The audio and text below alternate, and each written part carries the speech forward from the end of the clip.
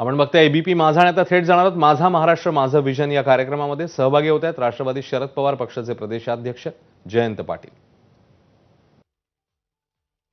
माझा महाराष्ट्र माझं विजन या एबीपी माझाच्या या मंचावर आपलं खूप खूप स्वागत जयंतरावजी। नमस्कार। मनात खरं तर खूप प्रश्न आहेत आणि राजकीय उलथापालथी देखील घडताना आपल्याला सगळ्यांना पाहायला मिळतात। या मंचावरनं एक प्रश्न विचारावासा वाटतो, महाराष्ट्र या महाराष्ट्रानं खरं तर संपूर्ण देशाला आणि संपूर्ण जगाला एक वेगळा मेसेज देण्याचा प्रयत्न केला, एक विजन देण्याचा प्रयत्न केला गेला। मात्र सध्या जी आपल्याला संपूर्ण देशात आणि राज्यात राजकीय अस्थिरता पाहायला मिळते, अशा वेळेला मतदारांनी कुणाला मतदान करावं हा प्रश्न मतदारांच्या मनामध्ये आहे।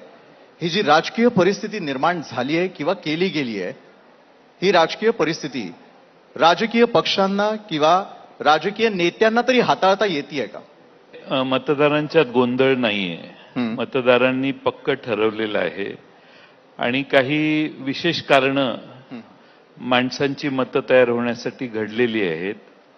एक म्हणजे संविधान बदलण्याचा प्रयत्न, भारतातली महागाई, जीएसटीची अनाकलनीय अशी आकार करण्याच्या पद्धती आणि एकंदरच बाकीच्या एजन्सीचा गैरवापर, यातून लोकशाहीच्या विरोधी बऱ्याच घटना घडतायत असा अनुभव देशात जनतेला आला।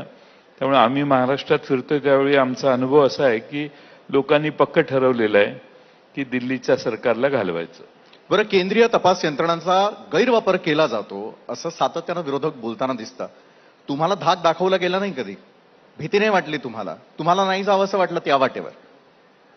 नाही, तो प्रयत्न एकदा झाला ना, पूर्ण दिवस मी तिथं हजेरी लावून आलो। त्यामुळं मला वाटत नाही